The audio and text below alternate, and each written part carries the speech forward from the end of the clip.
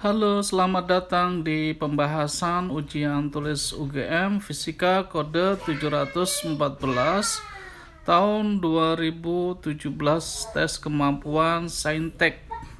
Tonton video ini sampai dengan selesai ya. Jangan di skip biar paham dan mengerti.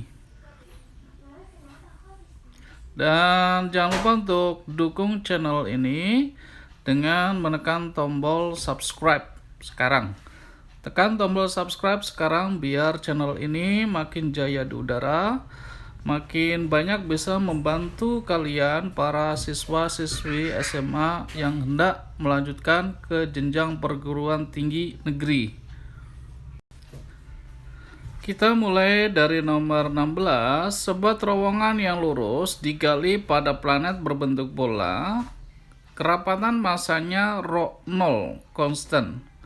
Terowongan ini melewati pusat planet dan tegak lurus terhadap sumbu rotasi planet yang tetap dalam ruang. Planet berputar dengan kecepatan sudut omega sedemikian rupa sehingga benda-benda dalam terowongan tidak memiliki percepatan relatif terhadap terowongan. Hitunglah nilai omega tersebut. Ya, menjawabnya kurang lebih seperti ini. Gaya gravitasi sama dengan gaya sentripetal ya. Gaya gravitasi dengan rumus G M besar kali M kecil dibagi R kuadrat sama dengan gaya sentripetal sama dengan M omega kuadrat kali R. Kita coret M-nya ya. Maka G rho 0 dikali V sama dengan omega kuadrat dikali R pangkat 3. Kemudian kita coba ganti volume menjadi sebuah volume bola ya, 4/3 pi R pangkat 3, sehingga R pangkat 3 nya itu bisa kita cancel, sehingga G rho 0 dikali 4/3 kali V sama dengan omega kuadrat, sehingga omega kuadrat sama dengan akar dari 4/3 G dikali R rho 0 ya. Nomor 17, sebuah partikel bergerak dalam satu dimensi di mana hubungan antara kecepatan V dan jarak X dinyatakan sebagai X sama dengan AT kuadrat min BT dan Y sama dengan CT plus D. Dengan A, B, C, dan D adalah konstanta positif. Lintasan partikel tersebut dalam bidang XY berbentuk. Ya, saya coba dekatkan bahwa X AT pangkat 2 min BT ini merupakan fungsi kuadrat. Dan Y, C kali T plus D merupakan fungsi garis lurus. Ya. X kalau kita ubah dalam posisi yang berbeda itu sama dengan min BT plus A kali T kuadrat. Atau kita nyatakan dalam jarak S1 sama dengan V0T plus setengah GT kuadrat. Ini seperti fungsi gerak parabola ya, dimana ada percepatan ya dan fungsi T kuadrat. Sementara Y, CT plus B ini adalah fungsi garis lurus seperti V0 T plus Y0, seperti gerak tanpa percepatan ataupun perlambatan. Sehingga kalau kita lihat ini sama halnya seperti di gerak parabola ya. Pada sumbu Y itu terdapat perlambatan atau percepatan, dan pada sumbu X terdapat kecepatan konstan ya, hanya fungsinya berubah, di mana ini X seperti mendapatkan percepatan atau perlambatan dan Y itu pada kecepatan konstan, seperti halnya dengan gerak parabola. Jadi fungsinya adalah fungsi parabola. Kemudian nomor 18, sebuah partikel bermasa M bergerak pada lintasan lingkaran horizontal berjari-jari R di atas meja kasar. Partikel ini terikat pada tali tetap pada pusat lingkaran. Kelajuan partikel mula-mula V0. Setelah menyelesaikan satu lingkaran penuh, kelajuan partikel berkurang menjadi setengah V0. Hitunglah usaha yang dilakukan oleh gesekan selama satu putaran tersebut. Dinyatakan dalam M, V0, dan R. Ya, kita selesaikan sebagaimana bahwa usaha itu adalah perubahan energi kinetik ya, atau energi kinetik 2 dikurang energi kinetik pertama. Energi kinetik 2 setengah MV2 kuadrat, energi kinetik 1 setengah MV1 kuadrat. Atau kita keluarkan setengah M, di dalamnya akan sama dengan setengah V2 kuadrat, V0 kuadrat dikurang V0 kuadrat, karena dia kecepatan akhirnya adalah setengah V0 ya.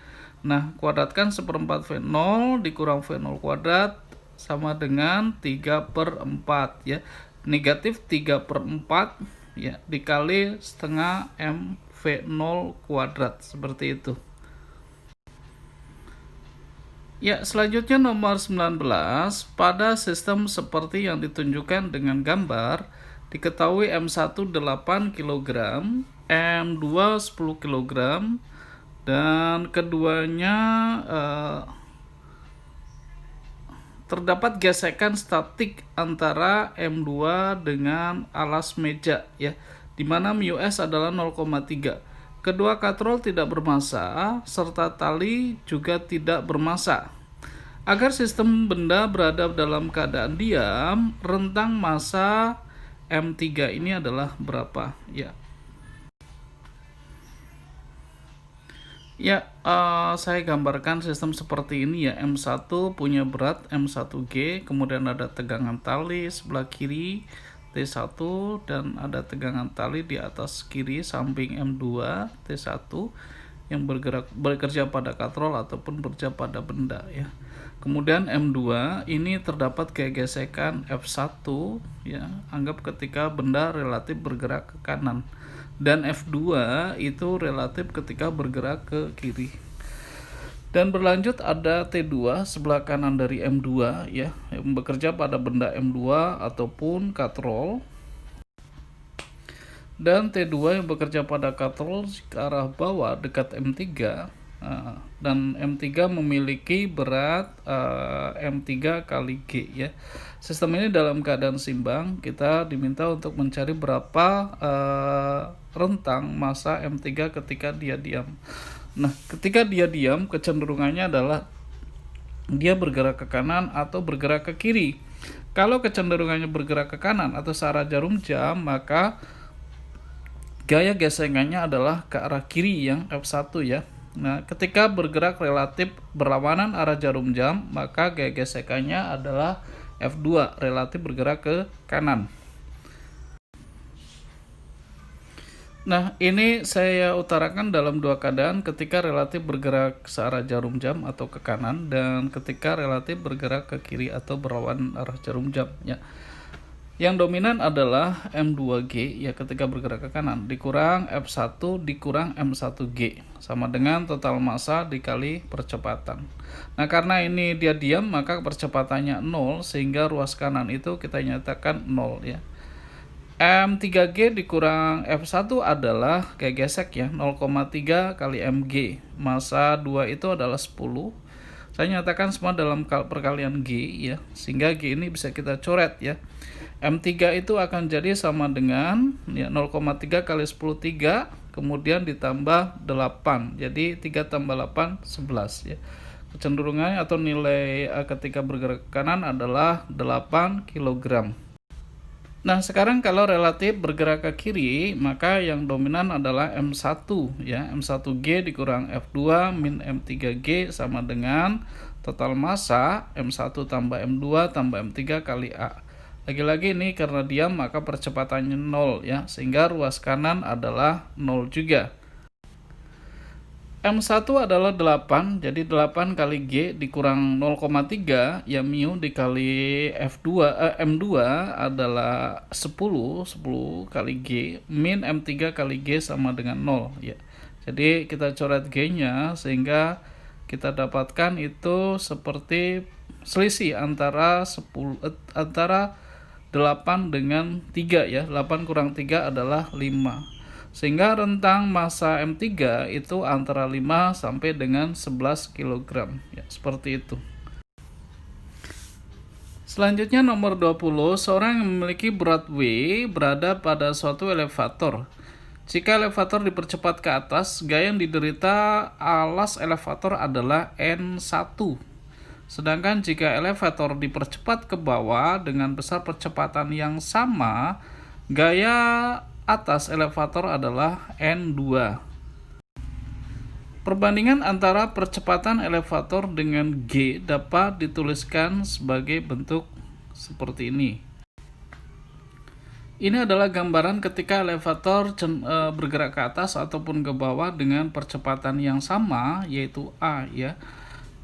Ketika bergerak ke atas berarti N1 ini lebih dominan, ya. Jadi N1 min Mg sama dengan M kali A, atau N1 sama dengan Mg ditambah M kali A.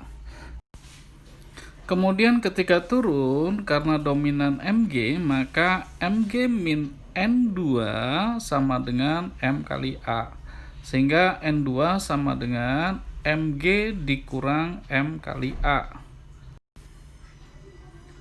Ya, ketika saya jumlahkan N1 plus N2 itu akan sama dengan Mg plus Ma ditambah Mg min Ma. Ma-nya saling meniadakan sehingga tinggal Mg dan ada 2, ya, 2 Mg. N1 plus N2 sama dengan 2 Mg. Sekarang ketika dikurangkan N1 min N2 sama dengan Mg plus Ma dikurang Mg min Ma. Mg-nya sekarang yang hilang. Jadi N1 min N2 adalah 2Ma. Buatlah perbandingan A banding G, itu akan sama dengan N1 min N2 ditambah N1 plus N2, ya. Karena 2-nya hilang, 2M-nya hilang. Dengan demikian A banding G adalah N1 min N2 dan N1 plus N2 adalah 2W. Sehingga perbandingannya adalah N1 min N2 dibagi 2W. Nomor 21, sebuah bola bermassa M menumbuk bola bermassa 2M yang diam secara lenting sempurna. Besarnya energi kinetik dari bola M yang hilang setelah tumbukan dibagi dengan energi kinetiknya sebelum tumbukan adalah, saya gambarkan seperti ini. M ketika menumbuk 2M, ya, karena lenting sempurna saya anggap bahwa perbandingan kecepatan itu seolah berbagi, ya, total massa. Jadi massa yang besar ini 2/3 dari total massa atau 2/3, ya, kecepatan berbanding terbalik dengan perbandingan massa terhadap total massa. Sehingga perbandingan energi kinetik 1 dikurang perbandingan kuadrat tersebut, 1 dikurang 4/9, ya, sama dengan 5/9. Ini adalah cara singkat simpelnya seperti itu, ya. Nomor 22, selembar kertas bermassa M berada di atas meja. Di atas kertas diletakkan balok bermassa M besar. Koefisien gesek statik dan kinetik antara kertas dan balok adalah mu S1 dan mu K1 berturutan.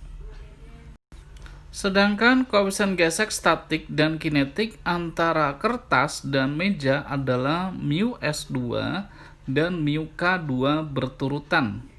Besar gaya minimum yang harus diberikan untuk menarik kertas dari bawah balok tanpa membawa serta balok adalah berapa? Saya gambarkan sederhananya seperti ini, ya. Ketika balok di atas kertas, kertas ini mau saya tarik dengan gaya F besar yang kanan itu, maka yang pertama, antara balok dengan kertas itu terdapat gaya gesek statik karena diharapkan massa balok ini tetap terbawa, ya. Dan terhadap meja dia ada gaya gesek kinetik, ya, FK2.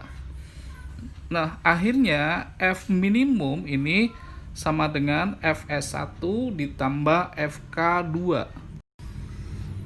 Fs1 adalah mu S1 dikali gaya normal dari balok ya. Gaya normal dari balok adalah M kali G, tapi massa balok ya. Jadi M besar kali G. Ditambah Fk2 adalah mu K2 ya, mu K2 itu maaf ya, dikali massa total ya, massa balok dengan massa kertas dikali G ya. Sehingga kalau kita buka kurungnya itu mu S1 dikali M besar G, mu K2 dikali M besar G, ditambah mu K2 dikali M kecil G. Sehingga F minimumnya kalau kita kumpulkan dalam pengali M besar G, jadi dikali mu S1 ditambah mu K2 ya, ditambah M kecil G dikali mu K2. Itu jawabannya terdapat di option A ya, seperti itu. Nomor 23, pada dawai piano dengan panjang L dan massa M, besarnya tegangan pada dawai agar menghasilkan frekuensi nada atas pertama F adalah berapa ya. Ya, cukup mudah sebenarnya mengerjakan soal ini. Ini adalah penggabungan antara dua formula ya. Yang pertama adalah tentang kecepatan gelombang transversal pada dawai yang dikemukakan oleh Melde, di mana V sama dengan akar FL dikali FL dibagi M, dan frekuensi nada dasar yang pertama adalah V per L. Kuadratkan jadi V kuadrat sama dengan F dikali L dibagi M, sehingga F yang kita cari itu adalah V kuadrat dikali M dibagi L ya. Nah, sementara frekuensi 1 itu tadi adalah V per L, sehingga kita dapatkan V itu adalah F dikali L, F kecil dikali L. Kuadratkan nilainya jadi F kuadrat L kuadrat dikali M dibagi L, sehingga L kuadrat dicoret juga, tinggal L saja. Akhirnya F itu akan sama dengan M kecil dikali F dikali F kuadrat. Jawabannya ada di opsi B. Nomor 24, jika periode bandul sederhana bergantung pada panjang bandung L dan percepatan gravitasi G dengan dimensi L per T kuadrat, manakah ungkapan periode bandul sederhana yang benar dengan K adalah sebuah tetapan? Saya jawab seperti ini, layaknya periode bandul ya, bahwa G itu sebanding dengan L per T kuadrat seperti dalam soal ya. Maka T ini sebanding juga dengan akar L per G ya. Kalau kita tulis, kalau kita bikin sebandingnya jadi sama dengan, jadi depannya ada konstanta.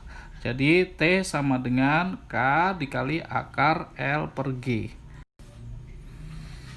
Selanjutnya nomor 25, terima kasih kalian telah menonton sampai dengan hampir setengah dari video pemaparan pembahasan soal ujian tulis UGM tahun 2017 ini ya. Mudah-mudahan kalian bisa mengambil ilmu bagaimana cara mengerjakan soal-soal di atas ya. Tuliskan komentar di kolom komentar jika ada yang ingin kalian sampaikan, tidak mengerti atau yang lainnya. Dan jangan lupa untuk subscribe ya. Subscribe di channel ini supaya saya lebih semangat untuk mengajarkan kalian tentang trik-trik cara mengerjakan soal-soal SBMPTN ataupun yang berkaitan dengan soal-soal seperti ini. Oke, kita lanjut nomor 25. Di depan sebuah cermin cekung diletakkan objek pada jarak 10 cm dari cermin. Ternyata bayangan yang terbentuk nyata terbalik serta berada di jarak yang sama dengan bendanya. Radius kelengkungan cermin ini adalah berapa dalam sentimeter? Yang namanya bayangan nyata dan terbalik dan jarak bayangannya sama dengan jarak benda, ini sama aja benda itu berada tepat di atas titik jari-jari ya. Jadi ketika S aksen sama dengan S, dia ya sama dengan di R. Kalau jari-jarinya 10 cm, kalau jarak bendanya 10 cm, berarti dengan demikian jari-jarinya juga 10 cm. Seperti itu ya. Nomor 26, sebuah proton masuk ke daerah yang bermedan magnet dan bermedan listrik dengan kecepatan awal konstan. Arah medan magnet searah dengan arah medan listrik. Bila kecepatan proton awalnya searah dengan arah medan listrik, maka proton akan, ini kalau sama-sama searah berarti ya ketiga-tiganya, baik medan listrik, medan magnet, ataupun juga proton ini searah ya. Jawabannya seperti ini. Ya, ketika arah medan listrik sama-sama ke atas, ya, juga medan magnet sama-sama ke atas, kemudian elektron bergerak ke atas juga. Medan listrik ke atas itu karena adanya polaritas positif dan negatif, ya, positif di bawah, negatif di atas. Nah, kalau elektron dia kan bermuatan positif, otomatis dia akan terimbas gaya elektrostatik. Jadi dia akan lebih cepat dari kecepatan yang awal karena ditarik oleh muatan negatif ya. Jadi bergerak lurus dengan penambahan kecepatan ya, dipercepat. Demikian. Nomor 27, terdapat 3 kapasitor 40 mikrofarad, 80 mikrofarad, dan 120 mikrofarad ya. Akan disusun ya sedemikian rupa sehingga menghasilkan resultan kapasitor sebesar 80 mikrofarad ya. Nah, dari kelima opsi ini mana yang menyatakan kapasitor ekivalennya adalah 80 mikrofarad. Nah, kita lihat seperti ini ya. Ini kopian dari soalnya, terlihat jawabannya B ya. Ya memang B adanya ya. Ketika kita lihat 60 dan 120 dirangkai seri, itu akan menimbulkan seper C seri sama dengan 1/60 ditambah 1/20 ya, atau 2+1 dibagi 120 atau 3/120. Sehingga C seri adalah 120 dibagi 3 ya, jadi 40 mikrofarad. Nah, dengan demikian paralel dengan yang di atasnya 40 dengan 40. Kalau rangkaian kapasitor paralel itu tinggal kita jumlahkan saja ya. 40 ditambah 40 sama dengan 80 ya, 80 mikrofarad. Ya, seperti itu. Jadi jawabannya yang B. Selanjutnya nomor 28, dua buah muatan Q sama dengan 2 kali 10 pangkat 6 kolom terpisah pada jarak D 2 cm sebagaimana ditunjukkan pada gambar. Hitunglah potensial listrik di titik C. Ya, kalau kita lihat titik C itu nilai Pitagoras antara D/2 dengan D/2 ya. Jadi nilainya itu adalah akar dari D/2 kuadrat ditambah D/2 kuadrat. Atau sama dengan 2D/2 kuadrat tapi dalam akar ya. D/2 akar 2, atau kalau masukkan D-nya itu adalah 2 cm ya. 2 kali 10 pangkat min 2 dibagi 2 akar 2. Jadi akar 2 dikali 10 pangkat min 2. Nah, ini berkaitan dengan yang D. Nah, yang ditanya adalah potensial listrik ya. Potensial listrik di titik C itu V1 ditambah V2 karena 2 muatan ya. Nah, karena identik maka ya kita sebut 2 kali V ya. Baik Q ataupun R nilainya sama. Jadi 2K Q per R. 2 K 9 kali 10 pangkat 9, Q-nya adalah 2 kali 10 pangkat 6 dibagi tadi D/2 akar 2 ya, yang nilainya adalah sudah kita dapatkan tadi ya. Jadi sehingga kita kalikan ini 18 akar 2 dikali 10 pangkat 3 dibagi 10 pangkat min 2 itu sama dengan 2,57 kali 10 pangkat 6 volt. Nomor 29, sebuah termometer X akan dikalibrasi dengan termometer Fahrenheit atau F ya. Pada suhu 80 derajat Fahrenheit, termometer X menunjukkan angka 95 derajat X. Sedangkan pada suhu 120 derajat Fahrenheit, termometer X menunjukkan angka 125 derajat X ya. Nah, jika diasumsikan kedua termometer tersebut memiliki hubungan suhu yang linear, maka pada saat kedua termometer tersebut menunjukkan angka yang sama, ya, angka yang ditunjukkan oleh termometer Celcius adalah berapa? Ya, ini pertanyaannya adalah diubah nantinya harus dalam Celcius. Nah, penyelesaiannya ada beberapa tahapan, 3 tahapan ya. Yang pertama kita gambarkan dulu baganya ya. Kalau Fahrenheit itu suhu titik bekunya 32 dan titik didihnya 212. Nah, kalau termometer X ini kita anggap sebagai titik beku X sampai dengan titik didih X. Saya gambarkan bahwa ketika 80 derajat Fahrenheit dia setara dengan 95 derajat X ya. Pada 120 derajat Fahrenheit dia setara dengan 125 derajat X ya. Nah, ketika seperti ini yang kita akan cari dulu adalah titik beku X ya. Dimana nanti kalian bisa lihat bahwa 95 dikurang TBX dibagi 125 dikurang TBX itu nilainya akan sama dengan 80 dikurang 32 dibagi 120 dikurang 32. Ruas kiri kita tulis masih seperti itu adanya, ruas kanan itu ya 80 dikurang 32 48 ya. Kemudian 120 dikurang 32 adalah 88. Nah, kemudian kita bagi dengan 8 ya, dengan bagi 8, 48 bagi 8 itu 6, 88 kita bagi 8 adalah 11. Kemudian kita kali silangkan ya. 11 dikali 95 min TBX berarti 11 dikali 95 itu kurang lebih 1045 ya, min 11 TBX sama dengan 750 dikurang 6 TBX ya. Kita pindah ruas lagi, 1045 dikurang 750 adalah 295 sama dengan 5 TBX. Sehingga TBX adalah 295 dibagi 5 atau 59 derajat X ya. Nah, setelah kita dapat derajat X, titik beku suhu dalam derajat X, nah kita masukkan untuk melihat kesamaan ketika suhu Fahrenheit sama dengan suhu X ya. Kita tulis seperti itu, TF min 59 itu adalah titik beku X ya.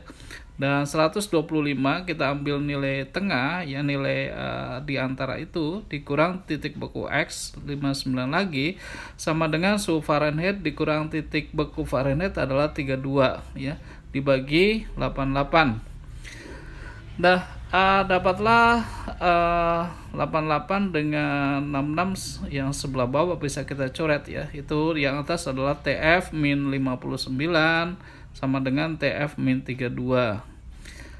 Kali silang 4TF dikurang 236 sama dengan 3TF dikurang 96. Dapatlah TF adalah 140 derajat Fahrenheit. Nah, belum selesai sampai di sana karena kita harus mengubah dalam Celcius ya, karena pertanyaan adalah dalam Celcius. Nah, T Celcius itu adalah 59 dikali T Fahrenheit dikurang 32 ya. T Fahrenheit adalah tadi 140 dikurang 32 adalah 108 ya.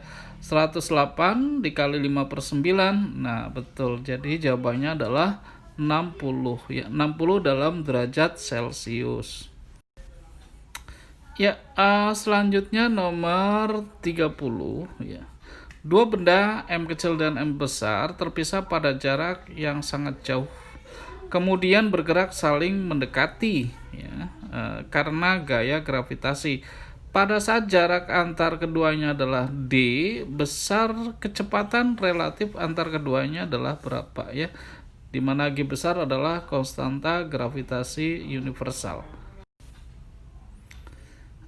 Pendekatan penyelesaian masalah saya gunakan hukum kekekalan energi mekanik ya. Energi kinetik 1 tambah energi potensial 1 sama dengan energi kinetik 2 tambah energi potensial 2. Nah, ini kecepatan relatif, artinya salah satu kecepatan kita anggap sebagai titik acuan ya, artinya dia dianggap sebagai 0. Sehingga setengah mv kuadrat akan sama dengan energi potensial itu adalah G M besar M kecil dibagi D, juga yang sebelahnya adalah G M kecil dibagi D ya, sehingga bersamanya akan seperti itu ya. Setengah MV kuadrat G mm min D dikurang G mm per D ya, sehingga kalau kita keluarkan 2G dikali M besar min M kecil dibagi D, artinya V saja itu adalah akar dari itu ya, akar dari 2G dikali M besar dikurang M kecil dibagi D. Nah ini di opsi A ya, jadi jawabannya adalah yang A. Ya, kita lanjutkan lagi nomor 31. Fungsi kerja logam A 2 kali fungsi kerja logam B ya. Hal ini berarti panjang sekali nih opsinya. A. Frekuensi minimal berkas cahaya untuk terjadi efek fotolistrik pada logam A 2 kali frekuensi minimal untuk terjadi efek fotolistrik pada logam B. Frekuensi minimal berkas cahaya untuk terjadinya efek fotolistrik pada logam B 2 kali frekuensi minimal untuk terjadinya efek fotolistrik pada logam A ya. C. Akibat foton dengan frekuensi yang sama, energi kinetik elektron lepas dari logam A 2 kali energi kinetik elektron yang lepas dari logam B. Ataukah D. Akibat foton dengan frekuensi yang sama, energi kinetik elektron yang lepas dari logam B 2 kali energi kinetik elektron yang lepas dari logam A. E. Akibat foton dengan frekuensi yang sama, energi elektron yang lepas dari logam A sama dengan energi kinetik elektron yang lepas dari logam B. Nah, saya kira jawaban yang tepat itu adalah yang A ya, frekuensi ya. Ketika fungsi kerja logam ini bicaranya adalah frekuensi ambang untuk lepasnya elektron dari logam ya. Jadi, nah kalau kita lihat seperti itu, di mana WOA itu 2 kali W0B, artinya frekuensi ambang A itu 2 kali frekuensi ambang B ya. Ini belum bicara tentang energi kinetik. Kenapa? Karena di dalam persamaan efek fotolistrik tidak linearitas sama dengan, tapi ada penjumlahan terhadap energi foton yang E itu ya. Yang E sama dengan HF atau sama dengan HC per lambda. Jadi jawaban yang tepat saya kira adalah yang A ya. Nomor 32, setelah 3 jam sebanyak 93,75% zat radioaktif X telah meluruh menjadi zat lain.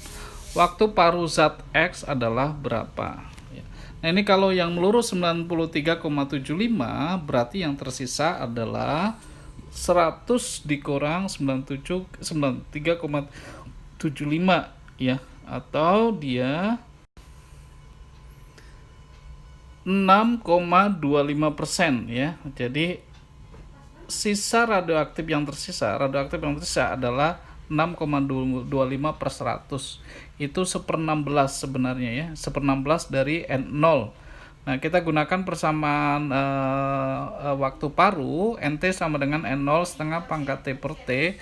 Jadi 1/16 N0 sama dengan N0 setengah pangkat 3 per T ya. 1/16 artinya setengah pangkat 4 ya, setengah pangkat 4. Setengah pangkat 4 yang atas itu nanti pangkatnya sama ya dengan 3 per T ya. 4 sama dengan 3 per T, artinya T sama dengan 3/4. 3/4 jam ya, 3/4 jam itu sama dengan 45 menit. Nah, jadi seperti itu. Waktu paruhnya adalah 45 menit. Nomor 33, sebuah elektron bergerak dalam medan listrik seragam 1 kali 10 pangkat 6 Newton per kolom. Jika mula-mula elektron tersebut diam, hitunglah waktu yang ditempuh elektron agar kecepatannya menjadi 1/10 dari kecepatan cahaya. Ya. Gunakan persamaan gerak lurus ya. Saya tuliskan E di atas adalah 1 kali 10 pangkat 6 Newton per kolom dengan kecepatan VT sama dengan 1/10 C. C itu adalah 3 kali 10 pangkat 8. Sehingga kalau 1/10 C jadi 3 kali 10 pangkat 7 ya. Kita gunakan formula VT sama dengan V0 plus A kali T ya. VT adalah yang tadi 3 kali 10 pangkat 7 dan V0 dari keadaan diam ya. A kita ubah menjadi F per M hukum Newton kali T ya. Dan F juga kita ubah dengan Q per E ya dibagi M kali T. Masukkan nilainya. Q adalah muatan elektron 1,6 kali 10 pangkat min 19 ya. E-nya adalah 10 pangkat 6 dibagi massa elektron 9,1 kali 10 pangkat min 31.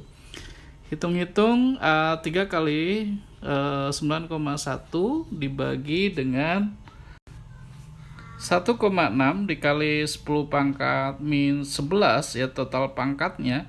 Jadi angka tersebut kurang lebih 1,67 kali 10 pangkat min 10 second ya.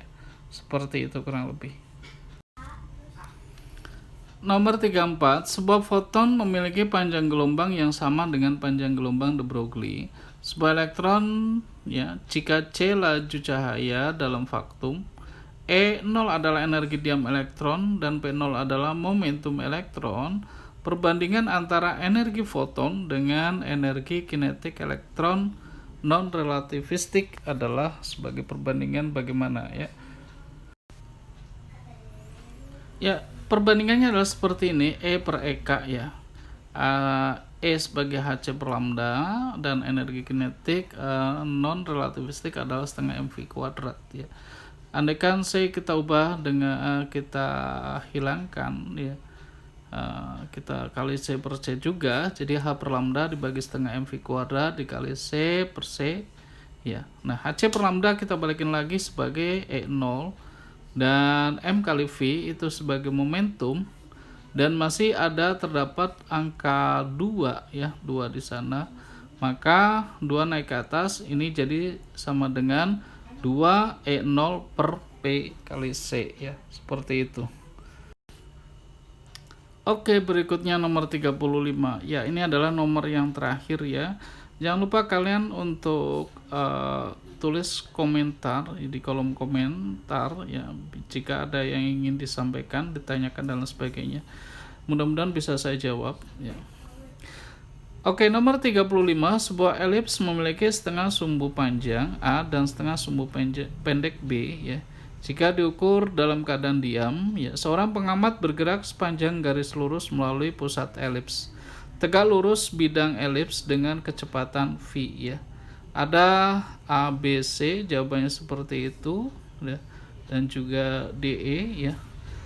Kita jawab seperti ini bahwa ini berkaitan dengan relativitas panjang atau kontraksi panjang ya, di mana LT itu adalah L0 dikali 1 min V kuadrat per C kuadrat ya.